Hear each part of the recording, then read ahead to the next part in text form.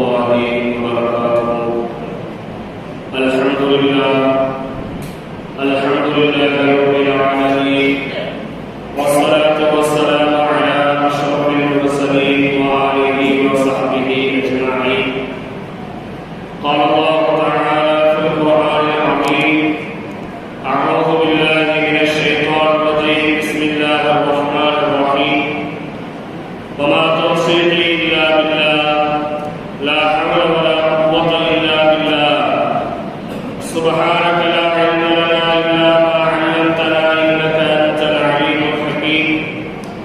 رضينا بالله ربا وبالإسلام دينا وبمحمد صلى الله عليه وسلم نبيا ورسولا وبمحيي الدين عبد القادر الجيلاني قدس الله سره العزيز شيخا ومرشدا.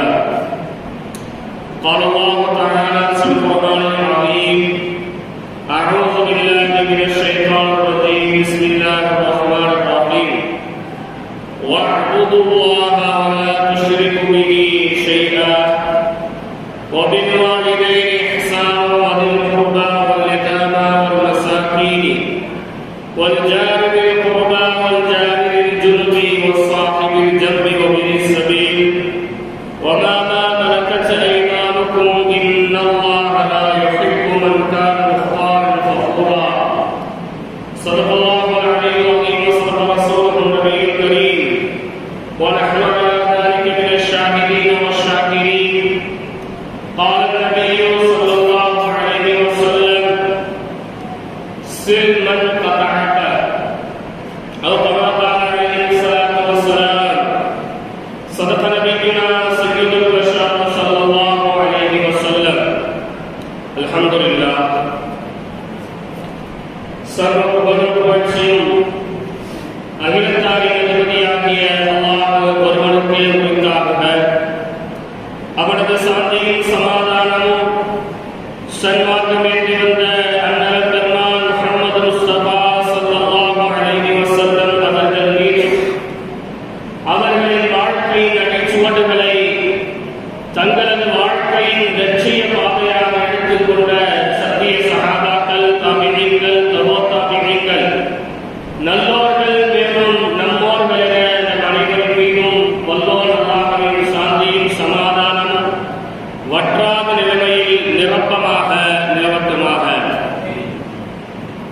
பேரன்புமிக்க அல்லாஹ்வின் நல்லடியார்களே, புனிதமான ஒரு மாதத்தை அடைந்து அந்த மாதத்திலே நமது சக்திக்கு உட்பட்டு நம்மால் என்னென்ன நல்ல அமல்களை மேற்கொள்ள முடியுமோ அவை அனைத்தையும் நாம் மேற்கொண்டோம்.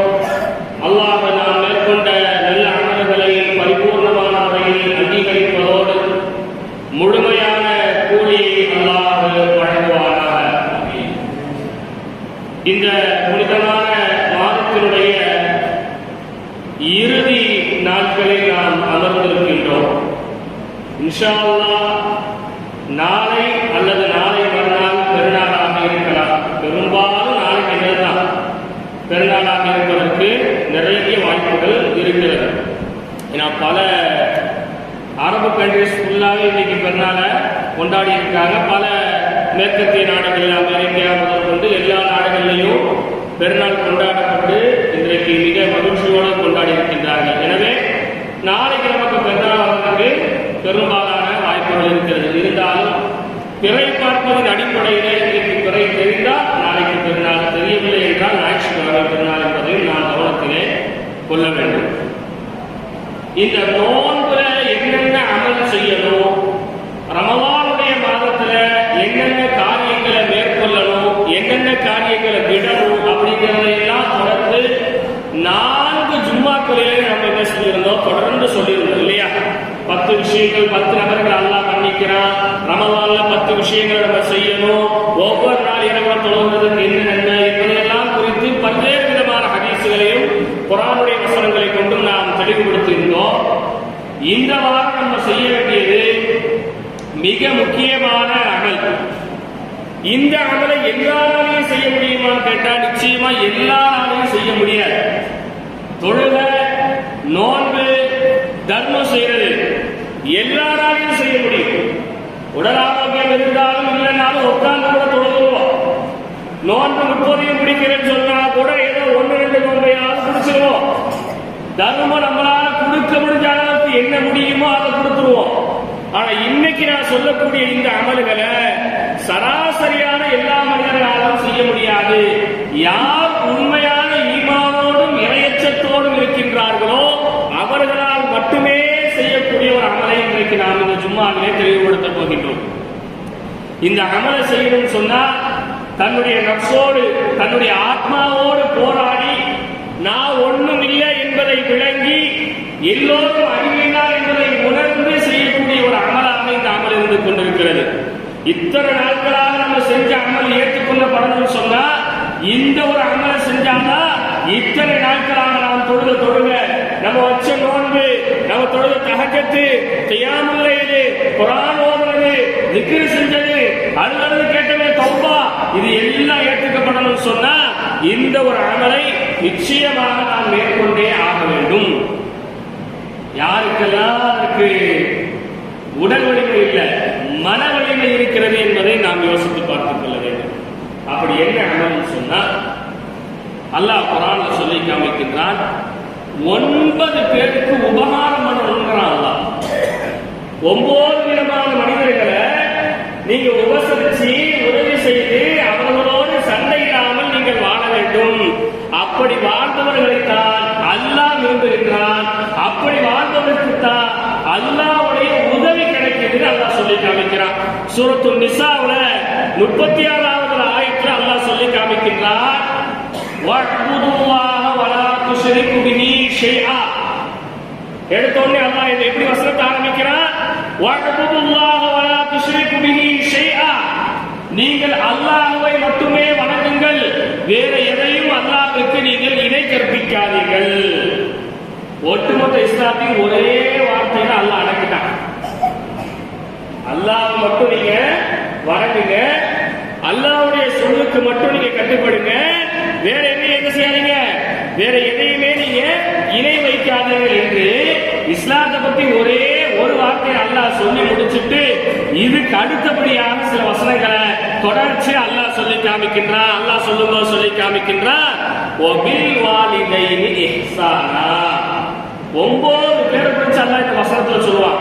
9 பேர்களோடு நீங்க உபகாரத்தோடு நடந்து கொள்ளுங்க, 9 பேருக்கு நீங்க உதவி பண்ணுங்க, இந்த 9 பேரோட நீங்க சண்டை போட்டுறாதீங்க, அப்படியே சண்டை போட்டாலும் மீண்டும் அவர்களோடு சேர்ந்து கொள்ளுங்க அல்லாஹ் சொல்லுவான். அதுல முதல் அல்லாஹ் சொல்லும் போது வபில் வாலிதைனி இஹ்சானா, உங்களுடைய பெற்றோருக்கு நீங்கள் உபகாரம் செய்யுங்கள். அல்லாஹ்வுக்கு இணை வைக்காதீங்க, அல்லாஹ் வணங்குங்கன்னு சொல்லிட்டு அடுத்து அல்லாஹ் ஹஜ்ஜுக்கு போங்க, விடிய நீங்க தொழுவுங்க, விடிய திக்ர் செய்யுங்க, விடிய இப்படி இருங்க அப்படி இருங்க, உயிரை கொடுங்க, சொத்தை எழுதி கொடுங்க அல்லாஹ் கேட்கிற. இதை நம்மளால செய்ய முடியுமா? பெற்றோர்களை நல்ல முறையிலே உபசரித்து பார்ப்பது என்பது இன்றைக்கு எந்த அளவுக்கு நம் சமூகத்திலே குறைந்து வந்து கொண்டிருக்கிறது என்பதை நாம் யோசிக்க வேண்டும். 100 வீடு இருக்கிற இடத்துல இன்னைக்கு ஒவ்வொரு அநாத நிலையங்கள் தொடங்கப்படுகிறது. இன்றைக்கு ஒவ்வொரு தெருவுக்கு ஒரு அநாத நிலையங்கள், ஒவ்வொரு ஊருக்கு 10 அநாத நிலையங்கள், முதியோர் நிலையங்கள் தொடங்கப்படுகிறது. காரணம் என்னன்னு சொன்னா இன்னைக்கு பெற்ற பிள்ளைங்க பெற்றோர்களை கைவிட்டு விடுகின்றார்கள், அவர்களை துச்சமாக மதித்து விடுகின்றார்கள், அவர்களை முறையான முறையிலே கவனித்துக் கொள்வதில்லை. இது நம்மளால செய்ய முடியுமா? இந்த அமலை உங்க பெற்றவங்களுக்கு நீங்க கட்டுப்பட்டு நடங்க நல்லா சொல்றாங்க. அவர்களுக்கு எவ்வளோ வயது தளர்ந்து போனாலும் சரி, இன்னொரு வசனத்தை அல்லாஹ் சொல்லும் போது வலா தகுல்லஹுமா உஃபின் வலா தன்ஹருஹுமா கௌலன் கரீமா. உங்களுடைய பெற்றோருக்கு ரொம்ப வயசாகி அவங்க பேசுறதையே திரும்ப பேசி சொன்னதையே திரும்ப சொல்லி உங்களுக்கு ஒரு மனசடைவை ஏற்படுத்தினாலோ, உங்களுக்கு ஒரு எரிச்சலை ஏற்படுத்தினாலோ, உங்கள் மத்தியிலே ஒரு வெறுப்பை ஏற்படுத்தினாலும் கூட வலா தகுல்லஹுமா உஃபின், நீங்க அவர்களை பார்த்து சீ என்று கூட சொல்லாதீர்கள். என்னமா பேசுறதே பேசிட்டு இருக்க, என்னவா சொன்னதே சொல்லிட்டு இருக்கிய, ஒரு வயசாகி போச்சு, புத்தி மங்கி போச்சு, சொல்லிடாதீங்க. அதுவா நம்ம மனசோட போராடி நம்மளால அப்படி வாழ முடியுமா? ஒரு கல்யாணம் முடிச்சதோடு நமக்கு 2 கொம்பு முளைச்சிருந்த என் வாழ்க்கை என்னால சுயமா தீர்மானம் லேசா அரும்பு மீச வந்ததோட அம்மா பின்னாடி வாப்பா பின்னாடி பிள்ளைக்கு பின்னாடி பெற்றவர்கள் நடந்து கொண்டிருக்கின்றார்கள். அல்லாஹ் சொல்லி காமிக்கின்றார், ஒவ்வொரு பிள்ளையும் அவன் மரணிக்கின்ற வரை அவன் தாய் தந்தையுடைய சொல் கேட்டுதான் நடக்க வேண்டும். பெற்றவங்களுக்கு நீங்க பண்ற உபகாரத்துல மிகப்பெரிய உபகாரம் எதுங்க? மாசம் மாசம் அவங்களுக்கு செலவு கொடுக்கறது இல்ல, பெரிய பெரிய உணவு வாங்கி கொடுக்கறது இல்ல, அவங்க ஆசைப்பட்ட உடையை வாங்கி கொடுப்பது இல்ல. பெற்றவங்களுக்கு நம்ம செய்ய வேண்டிய மிகப்பெரிய உபகாரம் என்ன தெரியுமா? அவங்க சொல்றத அப்படியா செய்யறோமா அப்படிங்கிற ஒரு வார்த்தை தான். அதெல்லாம் பெற்றவங்க எதிர்பார்க்கிறாங்க. அல்லாஹ்வுக்கு இணை வைக்க கூடாதுங்கிறத சொல்லிட்டு அடுத்த கட்ட நடவடிக்கையாக அல்லாஹ் சொல்லிட்டா, உன் பெற்றவர்களை அல்லாஹ் உபசரிச்சு வாழ்ந்து கொள்ளுங்கள் என்று முதன்மை இடத்தில் அல்லாஹ் பெற்றோர்களை வைத்து சொல்லி காமிக்கின்றான். அடுத்து அல்லாஹ் சொல்லி காமிப்பான், வபில் வாலிதைனி இஹ்சானா வபிதில் குர்பா. வபிதில் குர்பா, உங்களுடைய உறவினர்களோடு நீங்கள் இணக்கமாக வாழுங்கள். குர்பான் சொன்னா என்னங்க? நெருக்கமான உறவு. நம்ம சொல்லுவோம் பக்கத்து சொந்தம் தூரத்து சொந்தம் சொல்றோமா இல்லையா? ஒபிதில் குர்பான் சொன்னா உங்களுக்கு ரொம்ப நெருக்கமான ரத்த உறவுகள் இருக்காங்க இல்லையா? அந்த உறவுகளை நீங்கள் நல்ல முறையிலே சேர்ந்து வாழுங்க. அந்த உறவினர்கள் யாராவது பலகீனமாக இருந்தா, பொருளாதாரத்துல கீழே ஒங்கி இருந்தா அவர்களுக்கு நீங்க கை கொடுத்து மேல தூக்குங்க, அவர்களை உபசரிச்சு நீங்க நடங்க, அவர்களுக்கு உதவி செய்து நடங்கன்னு அல்லாஹ் சொல்லி காமிக்கின்றானே. இன்னைக்கு சொந்தக்காரங்க யாருங்கிறதே பெரும்பாலான ஆளுக்கு தெரியவில்லை. அப்படியே கொஞ்சம் வெள்ளதாடி இருக்கிறவங்க கேட்டா தூர சொந்த எது பக்க சொந்த எதுன்னு தெரிஞ்சிடும். இந்த கருப்பு நாடி உள்ள ஆட்டை கேட்டு பாருங்க, தூர சொந்தனா என்னன்னு தெரியும், பக்க சொந்தம்னா என்னன்னு தெரியும். அப்படியே அல்ல சொந்தத்தை அப்படி ரெண்டா பிரிக்கிறான். நீங்க முதல்ல உங்க வாப்பா அம்மாவுக்கு உபசரிச்சு நீங்க நடந்துட்டு, உங்க வாப்பா அம்மா சைடுல யாரெல்லாம் உறவினர்கள் இருக்கிறாங்களோ அவங்களை நீங்க இணக்கமாக நடங்க, உங்க கூட பிறந்தவங்கள்ட்ட இணக்கமாக நடங்க. அப்படி நீங்கள் நடந்தால்தான் அல்லாஹ்வுடைய பொருத்தம் உங்களுக்கு கிடைக்கும். இதெல்லாம் நம்மளுடைய ஈகோ டச் பண்ற விஷயம். அப்படியே தொழுங்க கால் உடைச்சா சேரப்படுறாங்க, தொழுந்து போயிடும். அது நமக்கு ஒரு ஈகோவும் இல்லை. அப்படியே தர்மம் கொடுக்கறது பெருமையா நினைச்சு கொடுப்பாரு, நமக்கு ஒரு ஈகோ இல்லை. ஆனா வாப்பா அம்மாட்ட கட்டுப்பட்டு நடத்துறது, அக்கா தங்கச்சிக்கு இறங்கி போறது, அண்ணன் தம்பிக்கு உபகாரம் பண்றது, அவன் 1000 பேசினாலும் தூக்கி ஓரமா வச்சுட்டு அல்லாஹ் சொல்லிட்டானேன்னு போய் அவன்கிட்ட நின்று மன்னிப்பு கேட்டு சலாம் பண்றது ஈகோ டச் பண்ணி பார்ப்போம். அப்படி இறங்கி போக முடியுமா? நீ அப்படி இறங்கி போனாதான் அல்லாஹ்வுடைய உதவி உனக்கு இருக்குன்னு அல்லாஹ் சொல்லி காமிக்கிறான். இந்த ரமலான் அதை செய்வோமா? பெருநாளைக்கு முன்னாடி அப்படி சண்டை போட்டுருக்கோன்னு சொன்னா நேர்ல போயெல்லாம் பேச வேண்டாம், போன் பண்ணி கூட பேச வேண்டாம். குறைஞ்சபட்சம் பெருநாள் வாழ்த்துக்கள் அப்படின்னு சொல்லி அண்ணன் பேரையோ தங்கச்சி பேரையோ ஒரு ஸ்டேட்டஸ் வைக்க முடியுமா? வைக்க முடியுமா? எந்த அளவுக்கு நமக்கு ஈகோ இருக்கு. அப்ப அல்லாஹ் சொல்றான், இந்த ரமலானுடைய மாதம் என்பது உன் வயிற்றை மட்டும் நீ பட்டினி போட்டு உன் வயிற்றை மட்டும் உன் கண்ட்ரோல் கொண்டு வரலப்பா, உன் மனசையும் உன் கண்ட்ரோலுக்கு நீ கொண்டு வரணும். நீ சொல்றத உன் மனசு கேட்கணும், உன் மனசு சொல்றத நீ கேட்க கூடாதுங்கிறது அல்லாஹ் சொல்றான். உங்களுடைய நெருங்கிய உறவுகளை நீங்க செய்யுங்க, இணைந்து வாழுங்க. அடுத்து அல்லாஹ் சொல்லி காமிக்கின்றான், ஒல் யதாமா, அனாதைகளுக்கு நீங்கள் உதவி செய்யுங்கள். பாருங்க,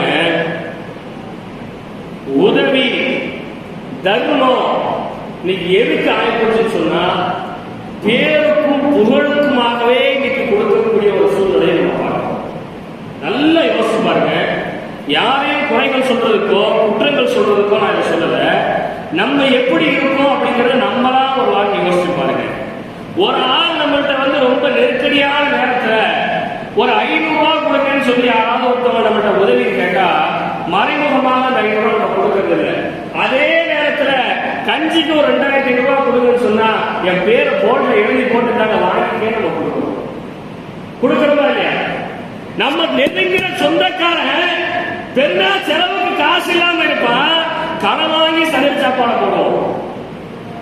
போடுறோமா இல்லையா? எங்க போய்கிட்டு இருக்கிறோமோ நன்மை செய்யணுங்கிற ஒரு கான்செப்ட்ல முழுக்க முழுக்க தவறின் பக்கமாக நாம் திரும்பி போய்கிட்டே இருக்கிறோம். கூட பிறந்தவங்க மருத்துவமனையில கிடத்திருப்பாங்க, அவங்களுக்கு துவா செய்யணும், சமையல் சாப்பாடு போடுவோம், அவங்களுக்கு உதவிகரமாக எதையுமே நம்ம கொடுத்துட மாட்டோம். நீங்க அப்படிதான் நம்ம வாழ்க்கை போய்கிட்டு இருக்கு. நம்மளை தாங்கி நிற்கக்கூடியவர்களுக்கு நாம் இன்றைக்கு உதவுவதில்லை. பேருக்காக, புகழுக்காக, பதவிக்காக பிறர் நம்மை மதிக்க வேண்டும், முக்கியத்துவம் இன்றைக்கு பொருளாதாரத்தை நாம் தர்மம் என்கின்ற பெயரில் விளம்பரத்தை தேடிக் கொண்டிருக்கிறோம். யாராவது ஒரு ஆள் கஞ்சி கொடுத்துட்டு என் போர்டில் எனக்கு எழுதி போடாதீங்க சொல்றோம். இனிஷியல் முதல் கொண்டு தப்பா இருந்துச்சுன்னா அடிச்சுட்டு எழுதுவோம். நடக்குதா இல்லைங்க? அப்படிதான் நீங்க போய்கிட்டு இருக்கிறோம்.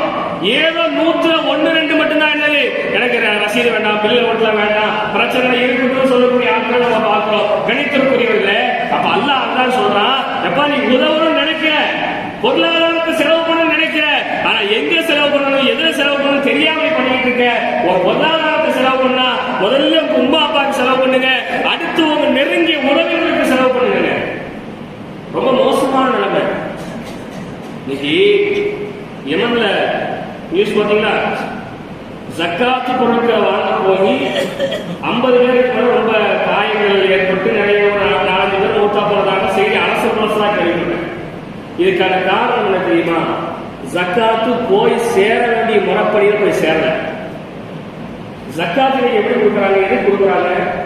1 லட்ச ரூபாய் நான் ஜக்காத்து கொடுக்க வேண்டியிருக்குன்னு சொன்னா இந்த 1 லட்ச ரூபாவை யாராவது ஒரு நபர் கொடுக்கணும், அல்லது 2ஆ பிரிச்சு யாராவது 2 பேர் கொடுக்கணும். நான் கொடுக்கக்கூடிய ஜக்காத்தை வாங்குறவரு அடுத்த வருஷம் ஜக்காத்து கொடுக்கிற நிலைமையில இருக்கணும், இல்லை இனிமே ஜக்காத்து வாங்காத நிலைமையை உருவாக்கணும். அப்படிதான் ஜக்காத்து போகணும். அதுக்குதான் சொல்ல ஜக்காத்தை ஏற்படுத்துறாங்க. ஆனா இன்னைக்கு ஜக்காத் எப்படி இருக்கு பாருங்க. யாருங்க ஜக்காத்து கொடுக்க போறது? அப்துல் காலையா உடனே ஒரு மஞ்சள் பையில பேரை எழுதி 5 கிலோ அரிசி, 1 கிலோ சீனி, 2 கிலோ பருப்பு 50 பேருக்கு கொடுத்துட்டேன், ஜக்காத்து நிறைவேறிடுச்சு. ஆனா இந்த ஜக்காத்துல ஏதாவது ஒரு பாய்தா இருக்குதா கேட்டா சத்தியமா ஒரு பாய்தாவும் இல்லை. அப்படிதானே? இந்த 5 கிலோ அரிசி 4 நாள்ல தீர்ந்து போயிடும். இந்த ஜக்காத்து பணம் என்பது பொருளாதார நெருக்கடிகளை குறைக்கக்கூடியதாக இருக்க வேண்டும் என்பதற்காக இஸ்லாம் ஜக்காத் ஏற்படுத்தது. ஆனா இன்றைக்கு ஜக்காத்தே விளம்பரத்துக்காக மாறி போய் கொண்டிருக்கிறது.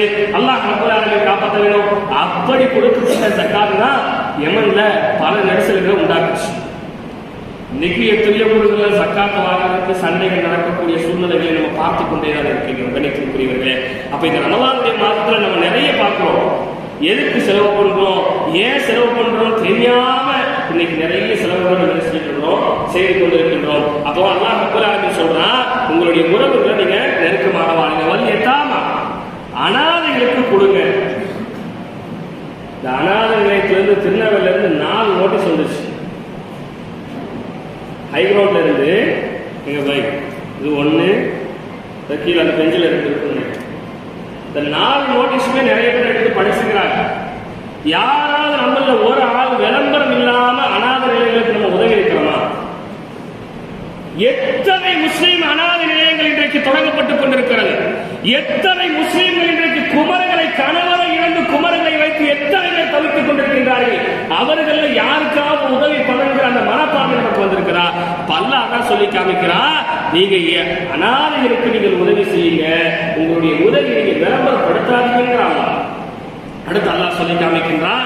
அப்போ அப்பா அம்மா, நெருங்கிய உறவினர்கள், அனாதைகள். அடுத்து அல்லாஹ் சொல்லி காமிக்கின்றான், வல் மசாகீன் யாசகம் கேட்கக்கூடிய யாசகர்களிடத்திலே நீங்கள் உபகாரத்தோடு நடங்க. நல்லா கவனிச்சுங்க ஒரு விஷயத்த. நீங்க உதவி பண்ணுங்க நல்லா சொல்லல, உதவி பண்ணுங்க நல்லா சொல்லல, உபகாரத்தோடு உதவி பண்ணுங்க.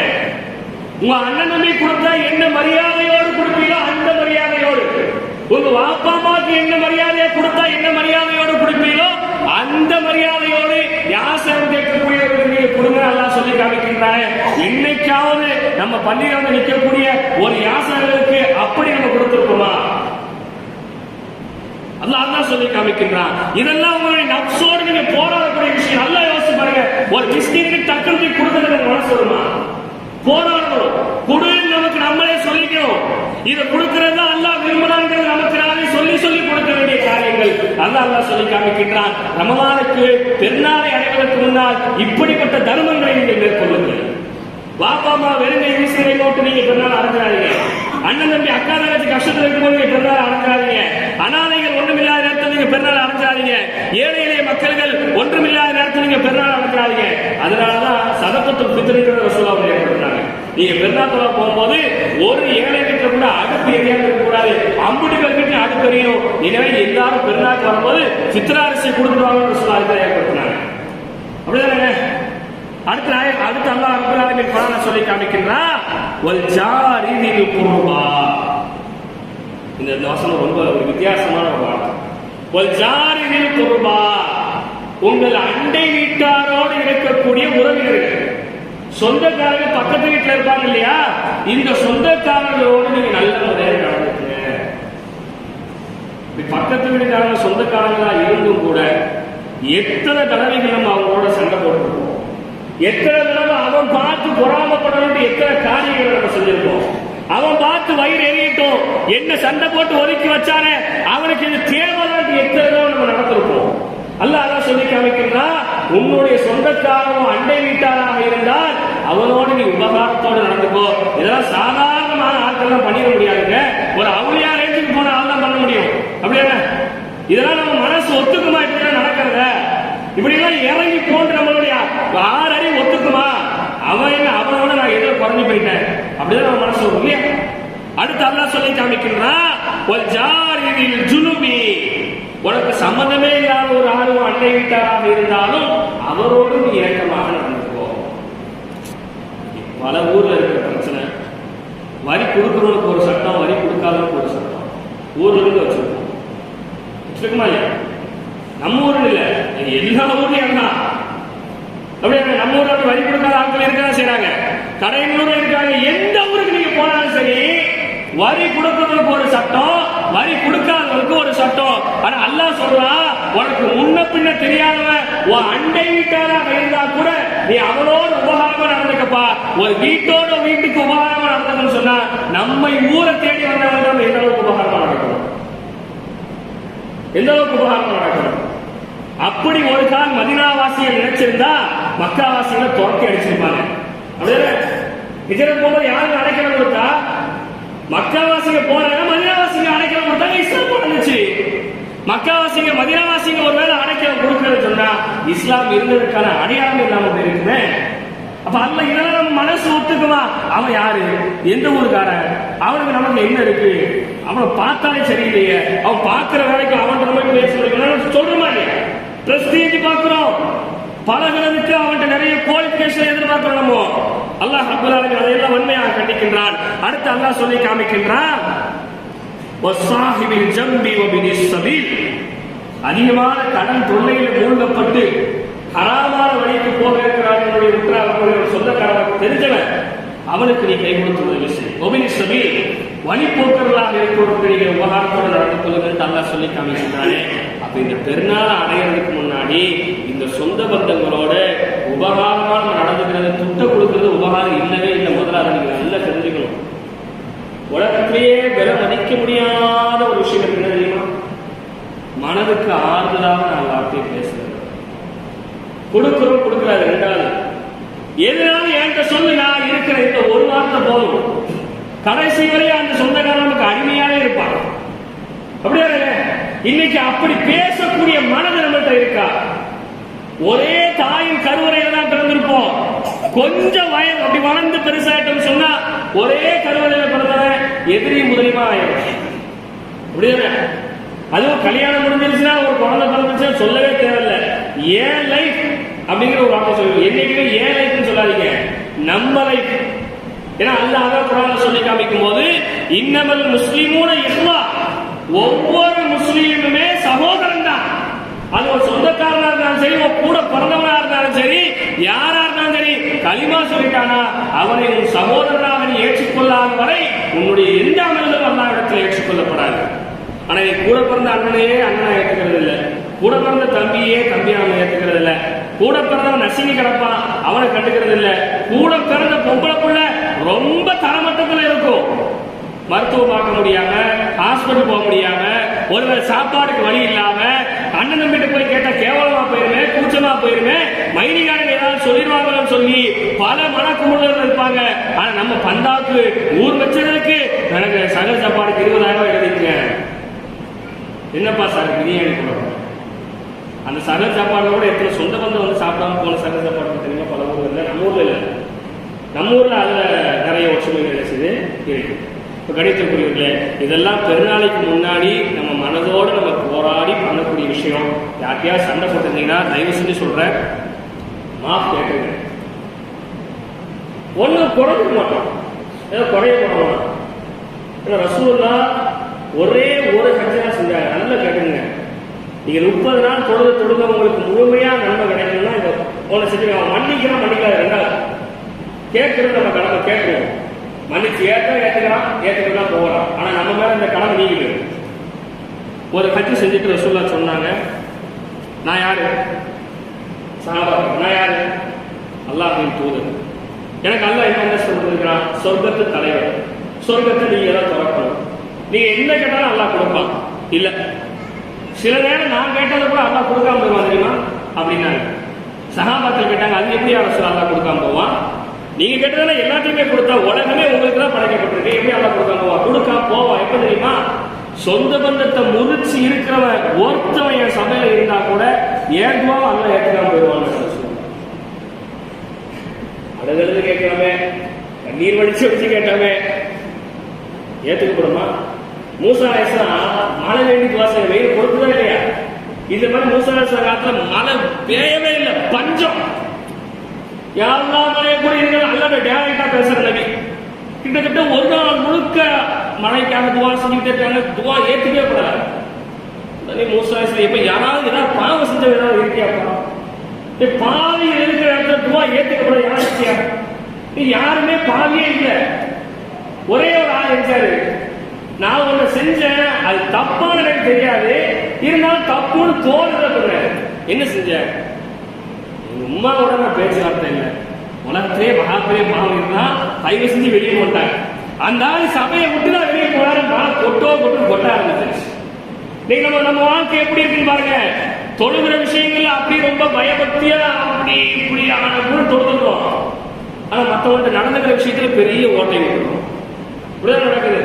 அப்ப இந்த பெருநாளை நீங்க அடையணும். நாளைக்கு பெருநாளா இருந்துன்னு சொன்னா இன்னைக்கு மகரிபிலேயே சும்மா சொல்லுங்க, ஆனா ஒண்ணும் இல்லை. இப்ப நானே கூட எங்க அக்கா தங்கச்சில நிறைய பேர் பேசாம இருக்கேன். சும்மா முடிச்சுட்டு போன் பண்ணி ஈத் முபாரக் நல்லா இருக்கேன் இன்ஷா அல்லாஹ் துஆ செய், பிள்ளைலாம் கூப்பிட்டு வீட்டுக்கு வா, மச்சான் கூப்பிட்டு வா, மச்சான் நான் சொல்லட்டுமா, ஏதோ ஒண்ணு அம்மாட்ட பேச வைக்கலாம்மா, ஏதோ இத்தனை நாள் குத்திக்கிட்டு போயிட்டோமா, என் மனுஷங்கம்மா இன்ஷா பெருநாளைக்கு கூப்பிட்டு வாமா, பிள்ளைலாம் உன்னை தேடுமா, அண்ணன் தம்பிட்ட போட்டுருக்கீங்களா, சண்டை போட்டுறீங்களா, தம்பிட்ட போட்டனால வீட்டுக்கு வாழ, அண்ணன் போட்டுருக்கீங்களா, என்ன வீட்டுக்கு வந்துட்டு போனேன், ஏதோ நடந்து போச்சுன்னா அதெல்லாம் விட்டுறேன், வராது வேற பிரச்சனை, அதுக்காண்டி போய் காலில் விடுங்க நான் சொல்லல, கையை பிடிச்சி இருக்குவாங்கன்னு சொல்லல. இந்த ஒரு வார்த்தையை நீங்க சொல்லி பாருங்க, அவர்கள் மனதிலும் பாசம் ஒட்டிக்கிட்டு இருந்தா கண்டிப்பா வருவாங்க, கண்டிப்பா பேசுவாங்க.